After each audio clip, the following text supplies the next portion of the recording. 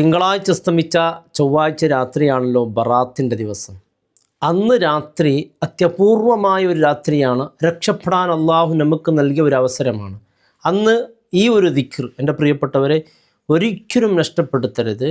മുത്തായ ഹബീബ് സല്ലല്ലാഹു അലൈഹി വസല്ലം തങ്ങൾ ഹദീസിലൂടെ പഠിപ്പിച്ച, അതോടൊപ്പം അന്നത്തെ രാത്രി ബറാത്തിൻ്റെ അന്ന് രാത്രി ഈ ഒരു ദിക്ർ എൻ്റെ പ്രിയപ്പെട്ടവരെ നാം പറയുകയാണെങ്കിൽ അല്ലാഹു റബ്ബ് സുബ്ഹാനഹു വ തആല നമുക്ക് നൽകുന്ന പ്രതിഫലം, നമുക്ക് നൽകുന്ന ഒരുപാട് നേട്ടങ്ങളുണ്ട്. ഒന്നും ഒരുപാട് പറയുന്നില്ല.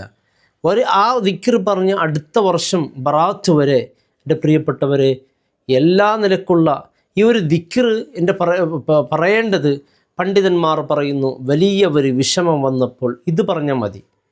ചില ദിവസം നമ്മുടെ ദുആക്ക് ഉത്തരം കിട്ടുന്നില്ല എന്ന് നമുക്കൊരു തോന്നൽ വന്നാൽ ഇത് പറയും, നിൻ്റെ ദുആക്ക് ഉത്തരം കിട്ടും. ഒരുപാട് പ്രാർത്ഥിച്ചു, ഒരുപാട് ദിക്റുകൾ ചൊല്ലി, എല്ലാം ചൊല്ലി, ഖുർആനൊക്കെ ഓതി, എന്നിട്ടോ നമ്മുടെ കാര്യങ്ങൾ പൂർത്തിയാകുന്നില്ല, നമ്മുടെ ദുആക്ക് ഉത്തരം കിട്ടുന്നില്ല എന്ന് നമുക്ക് തോന്നിയാൽ ഈ ഒരു ദിക്ർ പറഞ്ഞ് നീ ആ ദുആ ചെയ്ത് നോക്ക്. അത് പൂർത്തിയായിരിക്കും, ഉറപ്പല്ലേ.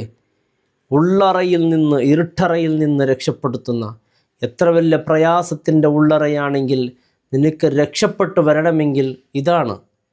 വലിയ വിഷമഘട്ടത്തിനും നമുക്കിത് ചൊല്ലാവുന്നതാണ്. മനസ്സിനൊരു സമാധാനമില്ലാത്തൊരു സന്ദർഭത്തിൽ ഇത് ചൊല്ലി നോക്ക്. അത്ഭുതകരമായ മനസ്സിനൊരു ശാന്തിയും സമാധാനം കിട്ടും. അതുപോലെ നമുക്കൊരു പാപം ബോധം വരികയാണ്. യാ അല്ലാഹ്, ഞാൻ എത്ര ദോഷിയാണല്ലേ, ഞാൻ എത്ര ദോഷം ചെയ്തു, തിന്മ ചെയ്തു. ഇതൊന്ന് പറഞ്ഞു നോക്ക്, നിൻ്റെ ദോഷം പൊറുത്തു കിട്ടുന്നു മാത്രമല്ല, നിനക്ക് നല്ലൊരു ദോഷത്തിൽ നിന്ന് പിന്മാറി നല്ലൊരു ജീവിതം നയിക്കാൻ അല്ലാഹു തൗഫീഖ് നൽകും. ചില ദിവസങ്ങൾ, ചില കാര്യങ്ങൾ നമുക്കൊക്കെ വഴിമുട്ടിയിരിക്കും. അതിന് എന്ത് തീരുമാനം എടുക്കണമെന്ന് നമുക്കറിയില്ല. അപ്പോൾ ഞങ്ങൾ വല്ലാത്ത സങ്കടപ്പെടുന്ന ഒരു സാഹചര്യം ഉണ്ടാകും. ആ സമയത്തൊന്ന് പറഞ്ഞു നോക്ക്. പ്രിയമുള്ളവരെ, ബറാത്തിൻ്റെ രാത്രി എന്തെല്ലാം പറയണം, എന്തെല്ലാം ചൊല്ലണം എന്നതിനെക്കുറിച്ച് പരിപൂർണമായൊരു വീഡിയോ നമ്മുടെ ചാനലിൽ അപ്ലോഡ് ചെയ്തിട്ടുണ്ട്. ഇൻഷാ അല്ലാഹ് നിങ്ങൾ കാണണം. പ്രത്യേകിച്ച് ഈ ഒരു ദിക്ർ അന്നത്തെ ദിവസം മറക്കാൻ പാടില്ല. ഒരുപാട് പണ്ഡിതന്മാർ, ഷെയ്ഖ് അബ്ദുൽ ഹമീദിനെ ഒരുപാട് പണ്ഡിതന്മാർ ഇതിനെക്കുറിച്ച് പഠിപ്പിച്ചിട്ടുണ്ട്.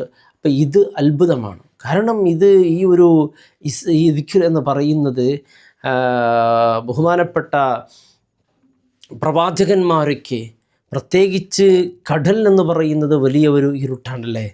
അതിൻ്റെ ഉള്ളിൽ മത്സ്യം, ആ മത്സ്യത്തിൻ്റെ ഉള്ളിൽ ഒരു മനുഷ്യൻ ഒരു നബി കിടന്നിങ്ങനെ ഈ തസ്ബീഹ് അങ്ങ് പറഞ്ഞപ്പോഴേക്കും അള്ളാഹു രക്ഷപ്പെടുത്തിയതിൻ്റെ കാരണം ഈ തസ്ബീഹാണ് എന്ന് നമുക്ക് ഹദീസിൽ പഠിച്ചവരാണ്.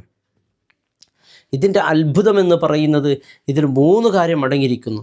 ഒന്ന് തൗഹീദുണ്ട്, രണ്ടാമത്തത് വിനയമുണ്ട്, മറ്റൊന്ന് തൗബയുണ്ട്. ഈ 3 കാര്യം അടങ്ങിയ ദിക്റാണ്. അപ്പോൾ തൗഹീദ് ഏറ്റവും പ്രധാനപ്പെട്ട, തൗഹീദ് ഉണ്ടെങ്കിലേ രക്ഷപ്പെടും. വിനയം ഒരാളെ സ്ഥാനത്ത് ഉയർത്തുമെന്നുള്ളതാണ്. വിനയവും ഈ ദിക്റിൽ ഉൾപ്പെടുന്നുണ്ട്. അതോടൊപ്പം തൗബയും എല്ലാം ഉൾപ്പെടുന്നതാണ്. ഈ ഒരു ഇസ്മ എൻ്റെ പ്രിയപ്പെട്ടവരെ പറയുന്ന എണ്ണമനുസരിച്ച് ബറാത്തിൻ്റെ അന്ന് രാത്രി 2375 പ്രാവശ്യം ഒരാൾ ചൊല്ലുകയാണെങ്കിൽ അല്ലാഹു റബ്ബ് സുബ്ഹാനഹു വ തആല ആ ഒരു വർഷത്തേക്ക് അവനക്ക് വലിയ ഒരു കാവൽ അല്ലാഹു നൽകുമെന്നാണ്. ആ ഒരു വർഷം അവനിക്ക് എന്തിനെക്കുറിച്ച് ഭയപ്പെടേണ്ട ഒരാവശ്യവും ഉണ്ടാവില്ല. അള്ളാഹു അതിനൊരു വലിയ പരിഹാരം നൽകുമെന്നാണ്. പ്രിയമുള്ളവരെ, നമുക്കൊക്കെ മനഃപ്പാഠം അറിയുന്നതാണ്. ഞാൻ ഇന്നലെ ഈ വീഡിയോയിൽ ഇത് ഉൾപ്പെടുത്തിയിരുന്നു. ലാ ഇലാഹ ഇല്ലാ അൻത സുബ്ഹാനക ഇന്നി കുൻതു മിനൽ ളാലിമീൻ. ഈ ഒരു ദിക്ർ 2375 പ്രാവശ്യം ഇൻഷാ അല്ലാഹ് പറഞ്ഞു നോക്ക്. ഒരു വർഷം അൽഹംദുലില്ലാഹ് നിൻ്റെ എല്ലാ കാര്യം അള്ളാഹു ഏറ്റെടുക്കും. വളരെ സന്തോഷത്തിൽ ആ ഒരു വർഷം അള്ളാഹു പൂർത്തീകരിക്കും. അള്ളാഹു റബ്ബ് സുബ്ഹാനഹു വ തആല തൗഫീഖ് നൽകട്ടെ. എല്ലാവരിലേക്ക് ഇതൊന്ന് എത്തിച്ചു കൊടുക്കുക. അള്ളാഹു അനുഗ്രഹിക്കട്ടെ. അസ്സലാമു അലൈക്കും വറഹ്മത്തുള്ളാഹി വബറകാതുഹു.